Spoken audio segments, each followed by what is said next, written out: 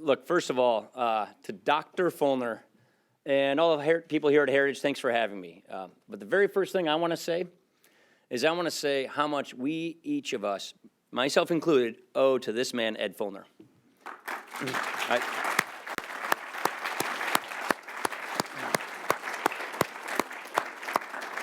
The conservative movement has never had a happier warrior or a more influential one. Look, I get a kick out of this story that, like I said, I've known Ed since I was in my early 20s. He tells this story from 1971 about a meeting that he had on Capitol Hill. I'm sure you probably know where I'm going with this. He heard some things about a freshman congressman who had some big ideas about economics. And that, of course, shocked him. That's how he came to know Jack Kemp. It was the very first of many meetings and many exchanges between the two of these two great icons of the conservative movement, these great friends. You know, back then, that's basically what you had to do. You had to go door to door to find like-minded conservatives. Well, Ed Fulner, he changed all of that, and he gave us all of this. He helped give us a conservative movement that moves. He inspired a generation to take on public service as a vocation, to reclaim our founding principles and apply them to the problems of the day. And the one thing that we know is that ideas alone, they're not enough. That doesn't quite just cut it. If they were, we would have already fixed our broken tax code by now. I wouldn't be here taking up your morning. Bold reform means taking on not just the status quo itself, but the people who defend it, who stop at nothing to keep the system rigged. In that spirit, I'm here to talk about a big choice that we have to make, a choice that is just so central to the future of our country. As you know, under President Trump's leadership, we have released a framework for overhauling our tax code.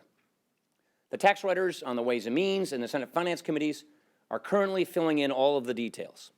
But the central tenets of our plan are very clear. Our plan will lower tax rates at every income level for families. It will deliver the lowest tax rates in modern history for job creators of all sizes. We will end the death tax, repeal the alternative minimum tax, and eliminate the marriage penalty. And we will dramatically simplify the tax code altogether, clearing out the special interest carve-outs and loopholes. We will go from having the worst tax code among the industrialized nations to one of the most competitive. And for families, all of this will mean more jobs, fairer taxes, and bigger paychecks. For our economy, it will mean the real growth that has eluded us for too long will restore. So tax reform is clearly in our economic interests. It's also in our greater national interests. And the reason is this. Embedded in our DNA is this beautiful notion: the condition of your birth does not determine the outcome of your life. And what affects it, what drives it, it's your own striving, it's your own sense of purpose. If you work hard, you play by the rules, you can rise. If you fall short, you can bounce back. You can make something of yourself and of your dreams. It is this idea that has helped make America so exceptional and Americans so resilient. I gotta say though, in our time, this promise has dimmed. And for many people, we've barely moved the needle. So look at our tax system today, and you will see a picture of why so many hardworking people feel that they're being left out. As our tax code has grown, so too has its bias against the middle class and the people who are striving to get there. You know, the way things work today, the wealthy and the well-connected, they got their prime choice of carve-outs. They pay accountants good money to use all of those loopholes. Who can blame them? If Washington's going to be in the business of picking winners and losers, of course people are going to line up to game the system. And over the years, both parties, and I mean this, both parties have enabled this, tucking in this or that pet provision with their own narrow set of beneficiaries. So the working mom out there right now with some great idea for a business but no connections, or the family living paycheck to paycheck, you know, trying to pay for college, trying to patch up the roof on the house, or just build up a rainy day fund for the unexpected. The tax code offers you no meaningful relief. It makes you shoulder more and more of the burden. It hurts your ability to save and invest. It drowns you in a tax code so hopelessly complex that you got to pay somebody to navigate it for you. You never really know how much you're going to pay, and that's kind of the point. Or you just may not be able to afford that. So you're just going to try and figure it out on your own. Maybe you overpay, or maybe you make an honest mistake, and then you end up getting a call from the IRS. Meanwhile, the well-connected, they've got the resources and the wherewithal to find just the right loophole or benefit. And as we stay locked in this cycle, other countries just keep passing us by. We are losing jobs to countries like China who are taxing their businesses at much, much lower tax rates. Our foreign competitors are more than happy to take the growth in their businesses. This tax code is sapping our aspirational spirit, and it enables our decline. It's just that simple. So this is no time to shy away from taking on the defenders of the status quo. You know, the special interests who prop up this tax code, they seek to extract the most value for themselves, even if it means keeping the country on the path to decline. While the last year brought us a lot of new hope, if we choose to do nothing, we allow people struggling to get by to become the permanent normal. We allow stagnation to become our way of life. And you know as well as I do that if we fail to restore real growth and opportunity, that plays directly into the hands of the left. Stagnation is the breeding ground for a class-based society where elites in Washington seek to micromanage and predetermine the path of our lives. They would rather equalize the outcomes and lull us into lives of dependency. We know how this movie ends. We've seen it many times before, and we cannot let this happen, not here in this country. So right now, we've got a chance to get off this downward path, to remove these barriers of upward mobility, to restore the value of work and ingenuity. So the choice is clear, and it is this. Are we going to be a country that renews its promise? Or are we going to accept this kind of decline? Are we going to leave things better off? Or are we just going to leave? You see, this is not merely about what kind of tax code we're going to have, what our rates are. It's about something much, much more profound. This is about what kind of livelihood people can expect in this country. It's about whether moms or dads can afford to send their kids to college or save for retirement. It's about the dignity that comes with being able to take care of your own. All of us have talked about tax reform for years, for decades in Ed's case.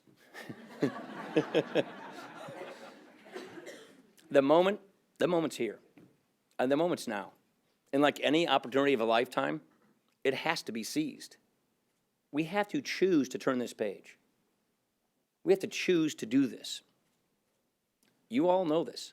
An army of lobbyists will come to protect the special interest provisions and to derail tax reform. And when that army comes, we must be able to count on the foot soldiers of the conservative movement to see this thing through. Hardworking families gain nothing if we slip into complacency. They gain nothing if we allow ourselves to be distracted. Our workers do not see their paychecks rise 1 penny if we shrink from this moment. We know what we are for, and we know what needs to be done. And now we have to have the resolve to achieve what we have fought for so long. Now, rest assured, you are going to hear, and we are already hearing, the same recycled, stale criticisms from the naysayers and the defenders of the status quo. These are the folks who believe that we can just tax and spend our way to prosperity. These are the folks who helped rig our tax system to benefit entrenched interest in the first place and are intent on keeping it that way. You know what I say? I say, let's have this debate. Let's tackle these baseless arguments head on. Bring it on. Where better to start than the same tired old line of attack that this tax cut is a tax cut for the rich at the expense of the middle class. How original. They've been saying this stuff for years, for as long as I can remember. You know what the irony is of all this? A tax system that disproportionately benefits the wealthy instead of the middle class, that's the one we've got right now. It works best for those who know how to take advantage of all the breaks and deductions. Under our plan, people in the middle get real relief. We are lowering rates so that we can keep more of what we earn. Instead of 7 brackets spread out across the code, there will just be 3. You know what, on top of that, we're going to nearly double the standard deduction so more people will pay no taxes on more of their income, so more families will get a break. So in reality, this plan is really the single most important thing we can do to help the middle class. Lower tax rates, a larger standard deduction, a bigger child tax credit, and a code that is simpler and fairer for everyone. They will tell you that eliminating carve-outs will actually hurt middle-class families rather than the special interests. This one takes the cake. Give me a break. Most hardworking Americans never see a dime from these loopholes. Instead, these pet provisions just reward the few and keep rates artificially high for everybody else. They only make it more difficult to get tax relief to those who actually need it the most. So yes, we're going to throw out the special interest loopholes that riddle our tax code. While doing that, we're going to preserve the incentives that people rely on for home ownership and charitable giving. We're going to simplify benefits for work, retirement, and higher education. You know, this is so important because our tax code does not only complicate your life every spring, it complicates the most important decisions families actually make. It just adds to the stress. Here's an example. Families trying to send their kids to college had to sift through about a dozen different tax breaks and about 100 pages of IRS instructions just to figure out if there are benefits that could help them. We're going to simplify all of this to the point that most Americans will be able to file their taxes on the form the size of a postcard, one just like this. And you know what? For defenders of the current system, this right here, this is their worst nightmare. Because this empowers people to see how much they are paying and why. This increases transparency. And we know how terrifying a proposition that is for the IRS and the defenders of the status quo. Finally, and this may be one of the most off-base charges you're going to hear. They will tell you that cutting the corporate rate only helps the fat cats. Here is what a candidate for president in 2012 said, quote, "Our current corporate tax system is outdated, unfair, and inefficient. It provides tax breaks for moving jobs and profits overseas, and it hits companies that choose to stay in America with one of the highest tax rates in the world," end quote. You want to guess which candidate that was in 2012? It wasn't Mitt Romney. That was Barack Obama. Now, it is true that because of all these loopholes and deductions, many corporations don't actually pay the 35% statutory rate. That actually proves my point. If we get rid of these special interest carve-outs and cut the statutory rate, corporations will pay what they're supposed to pay. That is what we mean when we say the system will be fairer for everyone. But beyond that, fixing the business side of our tax code, it's really about helping families. It's really about helping workers. Cutting the corporate tax rate means more jobs right here in the United States. It will foster increased competition, which will directly drive up wages for our workers. You know what higher wages means? Higher wages means bigger paychecks. Bigger paychecks and lower tax rates means more money in your pocket. And more money in your pocket means a better, higher standard of living. You know, over the past several months, I've been traveling the country, visiting with companies both large and small. I've toured factory floors. I've talked with incredible people making things right here in the United States. The people who are developing cutting-edge technology and who are reviving American manufacturing. It's really impressive to see. And it's in spite of ferocious international competition. And wherever I've gone, I hear the same exact thing. Our tax code is crushing growth. We have less to invest in equipment and research and development. We have less to invest in jobs, and we have less to invest in wages. While the defenders of the status quo are content with having a tax system that drives good-paying jobs overseas and traps trillions of dollars in profits abroad, we are not content with that. We don't want to just level the playing field for our businesses and our workers. We want to give them a clear advantage over foreign competition.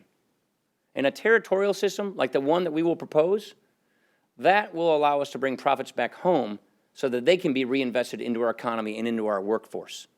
In fact, the National Association of Manufacturers, they just did a survey last week, and they found that if enacted, according to their survey and their members, a majority of manufacturers in America will raise their wages and hire more workers.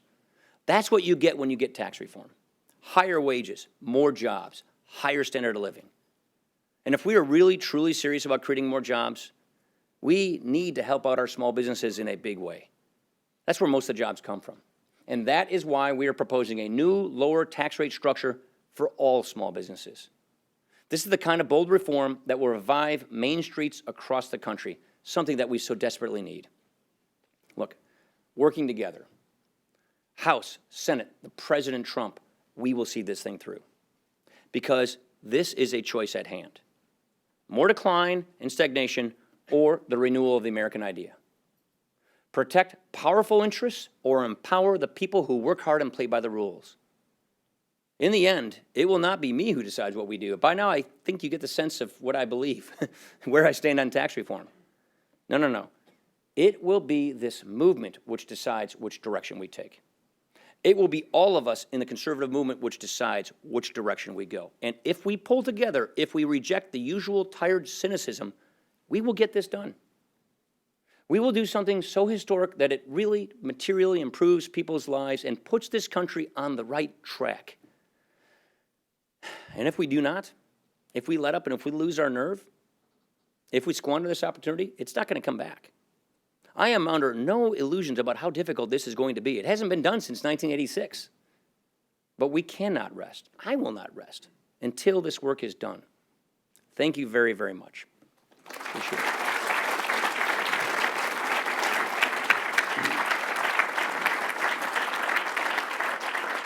That was terrific. Hey, all right. Hey, all right. Yeah. Oh, boy, that was terrific, Good to Paul. see you, Ed. I was on Stuart Varney the other day. I guess I committed a big blooper because I said tax cuts, 7 to 3, increase the exemption, repatriation, and cut the business rate down to 20. But you talk about reform. It's both. I talk about you have to reform the code itself so that the game is not rigged, so that people get to keep more of their own, what they earn, and that also is a tax cut. So it's really two things. It's cutting taxes, cutting tax rates, letting families keep more of what they earn, but reforming the system so that the system is pro-growth and less cronyism, more opportunity. Yeah. As you travel around and meet with small businesses, et cetera, does the mom and pop bakery in Janesville understand the importance of like repatriation, Yeah, of they do, expensing instead of deducting? Oh, for sure. Small businesses completely understand expensing quite a bit. If they can expense a truck or a piece of equipment, if it's a small manufacturer, with 25 employees, which is really common where I come from, they've got CNC machines, which are really costly. They know what expensing means because they'll tell you exactly what piece of equipment, how long it takes them to write it off. You walk through a factory in Wisconsin, with 10,000 square feet, they'll say that takes 7 years to write off, that takes 15 years to write off. My tax rate's 40%, my tax rate's 38%. They know their tax rates. And overseas, which where I come from means Lake Superior, we compete directly with Canadians. I'm just, in Wisconsin. And that's just the way the world goes. They tax all their businesses at 15%. 80% of our businesses in America are not corporations. They're what we call pass-throughs, sub-S's, LLCs. It's really where all the jobs come from for the most part. Their tax rate is north of 40% in many cases. And the average tax rate on businesses in the industrialized world, our major competitors, is 22.5%. So businesses know this. Businesses know that in tough competition where our economy's been pretty flat and stale, 1 to 2% growth, it's really hard. They can't give raises, they can't hire. But more importantly, they're getting crushed in international competition if they're in any kind of internationally competitive industry, which is almost most industries these days. So businesses, big and small, know this very, very much. I hear two things. The regulatory state's been killing me, and taxes are just putting me out of business. And we know, and they all run their numbers. We know we get this tax system fixed, we get these tax rates down, we're going to be in really, really good shape. As I look around at the conservative movement and the leaders of the conservative movement, I can't think of anybody around who isn't enthusiastic about what you're talking about. But then I look at some of your own colleagues in the House. For example, what are you going to do about deductibility of state and local? Yeah. This is why this hasn't been done since 1986. I think You know, as a product of having been a heritage, you know, person and having been an Empower America, as being a conservative movement think tanker myself when I was in my 20s, I really do see that the conservatism and the conservative movement is as unified about this as it has about anything else I've ever seen. So I feel very, very good where we are with respect to everybody rowing in the same boat in the same direction. And that's not always the case. For sure. But that's the thing we have to get over. And it's really the general interest is going to have to trump over the special interest. So things like state and local deduction, which I would argue we're propping up profligate big government states, and we're having states that actually got their act together pay for states that didn't. I think Wisconsin versus Illinois, that's what rushes to my mind. There it is. Yeah. As an Illinoisan, yeah, I know. That's why that. So these are the issues that we have to help members see the big picture. And by the way, people, by doubling the standard deduction, lowering people's tax rates and increasing the child tax credit and getting rid of the marriage penalty, people are going to be better off no matter what state you come from. So, you know, that's the point we have to make, and we have to appeal to the general interest, which is you want to grow jobs, you want American businesses to stop leaving this country. Where I come from, the biggest company we used to have headquartered in Wisconsin was Johnson Controls. I bet you the thermostat on the wall is probably a Johnson Control thermostat. They are an Irish company now.